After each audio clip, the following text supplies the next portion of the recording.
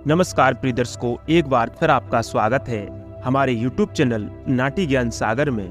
प्रिय दर्शकों, आज की नई वीडियो नई जानकारी लेकर हम हाजिर हुए हैं। साथियों, आज की जो कहानी है वो एक नागिन का बदला है, इसलिए आप वीडियो को पूरा देखें ताकि आपको संपूर्ण जानकारी हासिल हो सके। एक किसान और दोनों की कहानी है। ऐसा कहा जाता है जो मनुष्य इस कहानी को पूरी लगन से और ध्यान से सुनता है उसके जीवन से समस्त प्रकार के विकार दूर हो जाते हैं। वो इंसान कभी भी गरीब नहीं रह सकता है। जो मनुष्य इस कहानी को ध्यान से सुनता है, सांप के बारे में आप तो कभी सभी जानते होंगे कि सांप एक ऐसा जीव है जिसके पास मणि भी होती है, और जिस सांप के पास मणि होती है वो प्रिय दर्शकों सांप को इच्छाधारी नाग कहा जाता है। प्रिय दर्शकों, इच्छाधारी नाग होता है वह सब कुछ करने में सक्षम होता है। दर्शकों, कहानी शुरू करने से पहले जो लोग हमसे नए जुड़े हैं वो लोग हमारे YouTube चैनल को सब्सक्राइब करें और बेल आइकन ऑन करें ताकि आने वाली हर वीडियो का नोटिफिकेशन सबसे पहले आपको मिले। शुरू करते हैं प्रिय दर्शकों यह प्यारी सी वीडियो। साथियों, प्राचीन काल समय की बात है। एक किसान जब अपने खेत में काम करने के लिए जाता था तो प्रिय दर्शकों वो खेत में अपने बैलों को लेकर खेत को जोतता था, और दर्शकों खेत में कोने बचे हुए थे क्योंकि हल कोने में नहीं पहुंच पाते थे, और वह किसान फावड़ा से कोने को जोतने लग जाता है, उसको खोदने लग जाता है। किसान खेत के तीन कोने खोद देता है, और जब चौथे कोने में किसान पहुंचता है तो प्रिय दर्शकों जो दीमक बम्बी बनती है वो कितनी छोटी बम्बी होती है। किसान उस बम्बी को खोदने लग जाता है। प्रिय दर्शकों, किसान उस बम्बी को फावड़े से खोदने लग जाता है तो वह बम्बी खुद जाती है, और बम्बी खुदने के बाद एक सांप के दो टुकड़े हो जाते हैं। एक सांप के दो टुकड़े हो जाते हैं। जब सांप के दो टुकड़े हो जाते हैं, सांप बीच में से कट जाता है। अब वो सांप के दो टुकड़े को देखकर वो किसान बड़ा दुखी हो जाता है। सोचने लगता है आज मुझसे बहुत बड़ा अपराध हो गया है। किसान मन ही मन में बहुत पश्चाताप करता है। दर्शकों, जब किसान उन दोनों टुकड़े को दूर हटाता है और गौर से देखता है तो प्रिय दर्शकों खुदी हुई बम्बी के अंदर एक छोटा सा सांप का बच्चा था। ये देखकर किसान और भी ज्यादा दुखी हो जाता है। किसान सोचने लगता है सांप तो मर चुका है, लेकिन यह जो बच्चा इसी सांप का है। यह सांप मर चुका है, अब इस सांप के बच्चे का पालन पोषण कौन करेगा। यही सोचकर वो किसान प्रतिज्ञा लेता है, इस सांप के बच्चे से इतना पिता का प्यार मेरी वजह से उठा है, इसीलिए मैं यह प्रतिज्ञा लेता हूँ कि इस सांप के बच्चे का लालन पालन मैं ही करूँगा, मैं इसे पुत्र की तरह रखूंगी। यही सोचकर वो किसान उस बच्चे को अपने घर ले आता है।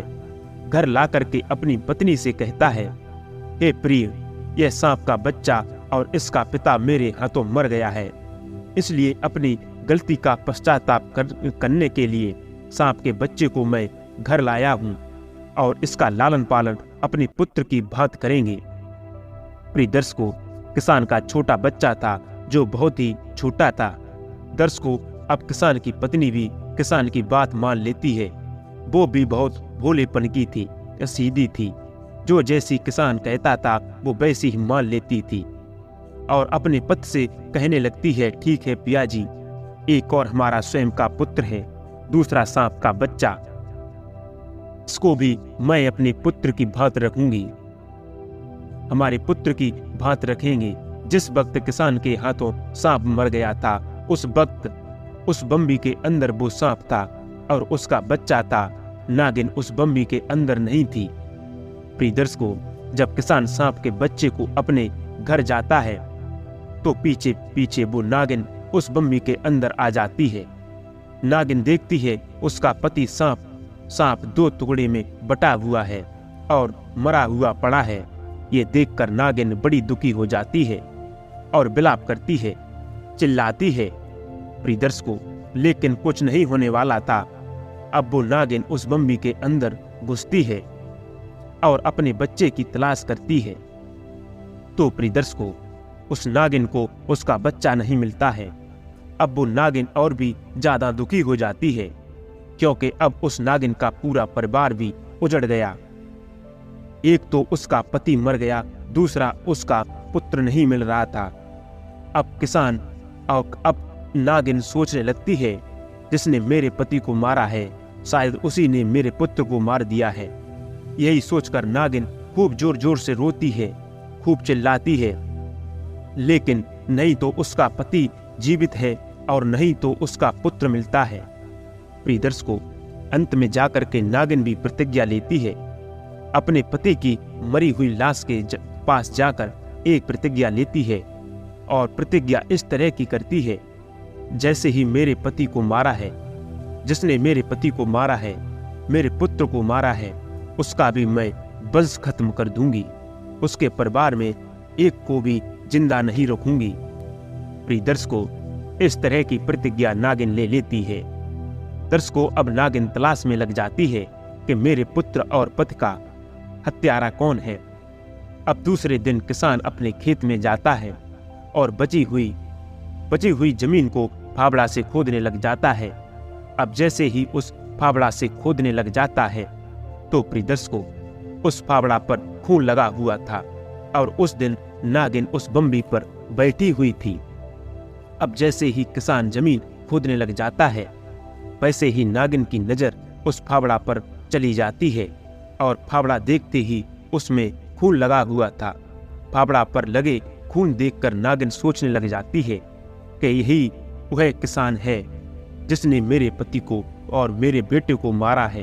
अब प्रिय दर्शकों, नागिन को यह पता चल जाता है कि उसके पुत्र और उसके बेटे का कातिल कौन है। वो नागिन उसके पूरी प्रतिज्ञा करने में लग जाती है। नागिन सोचने लग जाती है कि सबसे पहले किसान का घर का पता लगाऊंगी, उसके बाद पता लगाऊंगी इसके घर में कितने सदस्य हैं, उसके बाद एक एक को डसना शुरू करूंगी। इसी तरीके से रणनीति नागिन बना लेती है। प्रिय दर्शकों, अब जैसे ही वो किसान शाम के वक्त खेत में अपने घर की तरफ चलता है तो प्रिय दर्शकों, किसान के पीछे पीछे नागिन भी किसान की तरफ रवाना हो जाती है। जैसे ही किसान घर के अंदर प्रवेश होता है तो प्रिय दर्शकों, नागिन पीछे पीछे घर के अंदर पहुंच जाती है। अब किसान घर के अंदर घुस जाता है। किसान की पत्नी दरवाजा बंद कर देती है। अब किसान बाहर रह जाता है। अब वो किसान के घर में प्रवेश करने के लिए जगह ढूंढती है, लेकिन कोई नजर नहीं आता।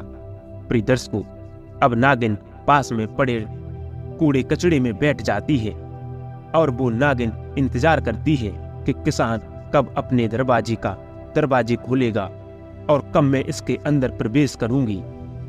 साथियों, कुछ ही देर बाद में फिर से किसान की पत्नी अपने घर के दरवाजे को खोलती है और कुछ काम के लिए घर से बाहर चली जाती है। दर्शकों, इसी मौके का फायदा उठाकर नागिन किसान के घर प्रवेश कर जाती है। अब जैसे ही नागिन किसान के घर में प्रवेश करती है तो वह सबसे पहले किसान का एक छोटा सा पुत्र नजर आता है, जो कि पालने में झूला झूलता है। अब नागिन सोचने लग जाती है, क्यों ना किसान के पुत्र को सबसे पहले खत्म करूं, ताकि इसको भी पता चले कि पुत्र का वियोग क्या होता है। यही सोचकर वो नागिन किसान के पुत्र के पालने के पास जाती है और पालने में चढ़ करके किसान को पुत्र को डस जाती है। और प्रिय दर्शकों, किसान के पुत्र को डसने के बाद किसान के घर से बाहर निकल जाती है। वैसे ही किसान की नजर नागिन पर पड़ जाती है। किसान देखता है कि कोई सांप मेरे घर से निकल रहा है। यह देखकर किसान अपने मन ही मन में सोचने लगता है कि मेरे हाथों जिस सांप की मृत्यु हुई थी वो उसी की नागिन है और ये मेरे घर तक आ गई है। इसका मतलब ये है इसने मेरे पुत्र को जरूर कोई नुकसान पहुंचाया है। ये सोचकर किसान अपने पुत्र के पालने की भागता है। प्रिय दर्शकों, तभी किसान की पत्नी भी आ जाती है और वो भी अपने घर से निकलते नागिन को देख लेती है। साथियों, किसान की पत्नी भी सोचने लग जाती है कि इस नागिन ने जरूर हमारे बच्चे को कोई न कोई जरूर पीड़ा पहुंचाई है। तो दर्शकों, किसान की पत्नी भी अब अपने पुत्र के पालने की तरफ दौड़ती है। दोनों पत्नी पालने की तरफ दौड़ते हैं और अपने पुत्र को जाकर देखते हैं कि उनके पुत्र को नागिन ने डस रखा है। दर्शकों, दोनों पत्नी किसान और किसान की पत्नी चिल्लाते हैं, विलाप करते हैं, अपने पुत्र को गोद में उठा लेते हैं और इधर उधर भागने की कोशिश करते हैं। सोचने लगते हैं कि राजवैद्य से इसका कोई उपचार करवा दे। लेकिन प्रिय दर्शकों, रात्रि के समय कोई राजवैद्य नजर नहीं आता है। साथियों, उस जमाने में कोई हॉस्पिटल नहीं था, कोई ऐसी अंग्रेजी दवाई नहीं थी, सिर्फ और सिर्फ वैद्य हुआ करते थे। प्रिय दर्शकों, कुछ ही देर में किसान के पुत्र को जहर चढ़ जाता है। जैसे ही जहर चढ़ता है, किसान के पुत्र के मुंह से झाग निकलने लगती है, आंखें नीली पड़ जाती हैं, पूरा बदन नीला पड़ जाता है। धीरे धीरे किसान के पुत्र के प्राण खतरे में पड़ जाते हैं और वो खत्म हो जाता है। दोनों पत्नी खूब रोते हैं, चिल्लाते हैं, लेकिन अब क्या होने वाला है। दर्शकों, अंत में किसान अपने पुत्र का अंतिम दाह संस्कार कर देता है और अपने दिल पे पत्थर मार करके विश्वास करता है और सोचने लगता है कि नागिन ने अपना बदला पूरा कर लिया है। उसकी पथ के बदले मेरे पुत्र की जान ले ली है, इसलिए नागिन का बदला पूरा हो चुका है। अब मैं नागिन के पुत्र को ही अपना पुत्र समझूंगी और उसी के सहारे पति और पत्नी अपना जीवन व्यतीत करेंगे, क्योंकि नागिन का पुत्र जो हमारे पास है उसको हम पुत्र की तरह लालन पालन करेंगे। प्रिय दर्शकों, अब वो किसान और किसान की पत्नी वो नागिन के पुत्र से बेजोड़ मोहब्बत करने लग जाते हैं, उसकी हर छोटी छोटी चीजों का ख्याल रखते। दर्शकों, कुछ समय निकलने के बाद फिर से नागिन किसान के घर में आती है। अब की बार नागिन सोच के आती है कि अब की बार मैं किसान को खत्म करूंगी, जिसने मेरे पति की हत्या की है, मेरे पुत्र की हत्या की है। आज मैं उसी को मारूंगी। और यह सोचकर नागिन फिर से किसान के घर में सोचकर घुस आती है। जैसे ही नागिन किसान के घर में प्रवेश करती है तो वो नागिन देखती है कि किसान और किसान की पत्नी एक सांप के बच्चे को दूध पिला रहे हैं और बड़े प्यार से पिला रहे हैं। पुत्र पुत्र कहकर किसान और किसान की पत्नी नागिन के बच्चे को दूध पिला रहे हैं। यह देखकर नागिन बड़ी आश्चर्यचकित रह जाती है और सोचने लगती है कि किसान और किसान की पत्नी मेरे ही बच्चे को दूध पिला रहे हैं। नागिन अपने पुत्र को पहचान जाती है और सोचने लगती है कि ये तो मेरा ही पुत्र है और मेरे ही पुत्र को किसान अपने पुत्र समझ रहा है। किसान की पत्नी दोनों जने एक ही पुत्र की भांति प्रेम कर रहे हैं। ये देखकर नागिन बड़ी आश्चर्यचकित रह जाती है और ये सोचने लग जाती है कि मैं तो इस घर एक बदले की भावना से आई थी। मैं तो यह सोचकर आई थी कि किसान के संपूर्ण परिवार को खत्म करूंगी, किसी को नहीं छोड़ूंगी। लेकिन किसान और किसान की पत्नी बड़े दयालु हैं, जो मेरे पुत्र को अपने पुत्र की भांति प्रेम कर रहे हैं। इस नजारे को देखकर रोने लगती है, अपने आंखों से आंसू बहती है और अपने किए हुए पर पश्चाताप करती है। प्रिय दर्शकों, अब नागिन किसान के घर से निकलकर वापस चली जाती है और अपने पति के मृतक शरीर पर जाकर अपने पति से कहने लगती है कि पियाजी, मेरे से बहुत बड़ा पाप हुआ है। हो सकता है कि किसान से अपनी मृत्यु अनजाने में हुई हो, आपकी मृत्यु अनजाने में हुई हो, लेकिन मैंने जानबूझकर किसान के पुत्र को मार डाला है। इस बात को मुझे बहुत बड़ा दुख हो रहा है और किसान की पत्नी दोनों ही बड़े दयालु हैं, जो हमारे पुत्र को अपने पुत्र की तरह प्रेम कर रहे हैं। प्रिय दर्शकों, अब वो नागिन बड़ा पश्चाताप करती है, रोती चिल्लाती है और बिलखती है और अपने करे पर पश्चाताप करती है। अब 1-2 दिन बाद में फिर से वो नागिन किसान के घर में जाती है। अब की बार यह सोच के जाती है कि वास्तव में किसान और किसान की पत्नी मेरे पुत्र से प्रेम करते हैं या नहीं। तो प्रिय दर्शकों, वो देखती है कि वास्तविक में किसान और किसान की पत्नी इसी तरीके से बातें कर रहे थे कि हमारे तो कोई पुत्र नहीं है, हमारे पुत्र था वो भी खत्म हो गया है, अब हमारा सिर्फ और सिर्फ नागिन का बच्चा है, यही हमारा पुत्र है और इसी के सहारे हम जीवन व्यतीत करेंगे।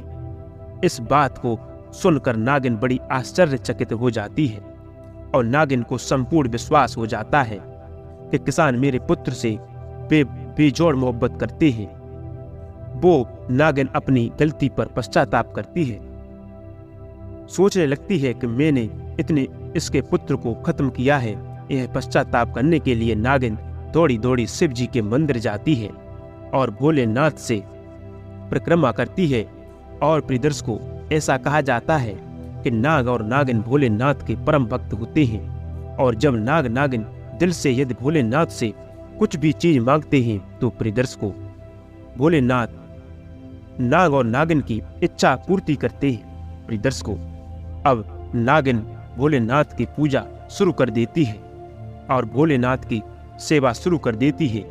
अब वो नागिन भोलेनाथ से सिर्फ एक ही चीज मांगती है कि हे प्रभु, मैंने अनजाने में किसी के पुत्र को खत्म कर दिया है और अब मैं यह चाहता हूं कि उस किसान की उसी तरीके से एक पुत्र प्राप्त हो जाए।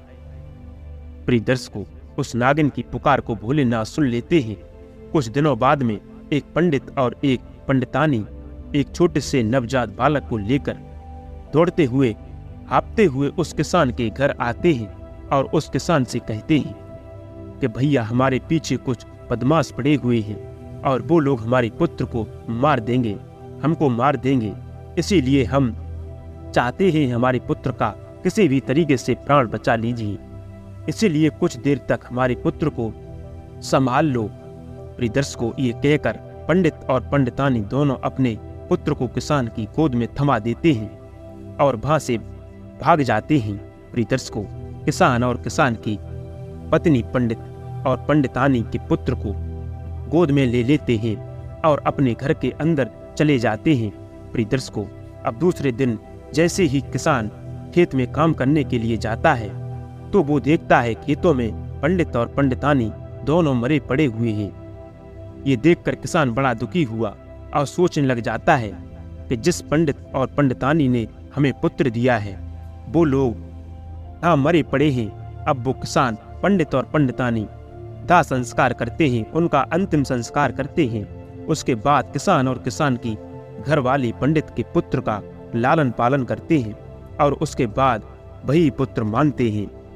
प्रियदर्श को अब एक दिन नागिन किसान के घर में आती है और किसान अपने दोनों पुत्रों को खिला रहा था, यानी सांप के पुत्र को भी खिला रहा था और पंडित के पुत्र को भी खिला रहा था। तभी नागिन किसान के घर में पहुंचती है और यह नज़ारा देखकर बहुत खुश हो जाती है, बहुत प्रसन्न हो जाती है। नागिन सोचने लगती है कि किसान वास्तविक में धर्मात्मा आदमी है। यही सोचकर नागिन वहां से लौट जाती है, लेकिन फिर से नागिन के दिमाग में ख्याल आता है कि अब मेरे जीने की कोई इच्छा नहीं है। प्रियदर्श को उस नागिन के पास में नागमणि थी, वह नागिन धीरे धीरे किसान के पास जाती है। उस किसान के पास जाकर के रूप धारण करती है, औरत का रूप धारण करके उस किसान से कहती है, किसान भाई, मैं तुम्हें एक चीज देने आया हूँ, इस चीज को तुम संभाल के रखना और यह चीज तुम्हारे घर में हमेशा रहने चाहिए। कभी भी कभी भी किसी को मत देना, भूल कर भी मत देना, किसी को अन्य व्यक्ति को कभी भी मत देना। प्रियदर्श को वो नागिन किसान को अपनी नागमणि दे देती है। नागमणि देने के बाद औरत के रूप के बाद फिर से नागिन बन जाती है। अब वो किसान समझ जाता है कि यह वही नागिन है और उसके पुत्र को सहलाती, उसके पुत्र को खिलाती है। उसके बाद किसान से कहती है कि किसान भाई, मेरे पुत्र का हमेशा ख्याल रखना, लेकिन इस बात पर ज्यादा विश्वास मत करना, क्योंकि हमारी जो प्रजाति होती है वो दुष्ट प्रजाति होती है, इसलिए मेरे पुत्र पर इतना भी ज्यादा विश्वास मत करना। अब मेरा पुत्र स्वयं की रक्षा करने में सक्षम है, यह बड़ा हो चुका है। यदि मेरा पुत्र कभी भी भविष्य में तुम्हारे साथ कोई गलती करता है तो प्रियदर्श को तुम्हारे पास में नागमणि है, जब भी मेरा पुत्र गलती करे, डस भी ले, तो इस नागमणि को उस इंसान पर रख देना जिस जगह नाग ने डसा हो। तुरंत उसका जहर खत्म हो जाएगा और वो व्यक्ति स्वस्थ हो जाएगा। प्रिय दर्शकों, यह कहकर नागिन वापस किसान के घर से वापस निकल जाती है, अपने पति के पास जाकर अपने प्राण त्याग देती है। उसके बाद किसान नाग और नागिन दोनों का अंतिम संस्कार करते हैं। प्रिय दर्शकों, इस तरीके से उस किसान का परिवार पूरा संपूर्ण हुआ। उसके बाद किसान पंडित के पुत्र और नागिन का पुत्र यानी नाग दोनों को अपना पुत्र की भांति प्रेम करते। प्रिय दर्शकों, कुछ समय निकलने के बाद वो नाग भगवान की भक्त करने लग जाता है, भोलेनाथ की भक्त करने लग जाता है और उसे भी एक नागमणि प्राप्त होती है। प्रिय दर्शकों, अब वो नागमणि नाग का पुत्र भी कभी भी मनुष्य के रूप में अपने माता पिता के पास आता, यानी कि किसान के घर आता। इस तरीके से उनका जीवन व्यतीत होने लग जाता है। दर्शकों, उस किसान के घर में किसी अन्न धन की, किसी चीज की कोई कमी नहीं रह रही थी। वो किसान हमेशा धर्म पुण्य में विश्वास रखता था। प्रिय दर्शकों, अब उस किसान के घर में माँ लक्ष्मी का वास तीव्र गति से हो जाता है। कभी भी किसी भी चीज की कोई कमी नहीं रहती है। साथियों, यह कहानी यहाँ समाप्त होती है। हम उम्मीद करते हैं आपको यह छोटी सी कहानी बेहद पसंद आई होगी और इस कहानी से आप ढेर सारे लाभ उठाएंगे। मिलते हैं अगले आने वाले नेक्स्ट वीडियो में। तब तक अपना ख्याल रखें। जी नमस्कार, धन्यवाद।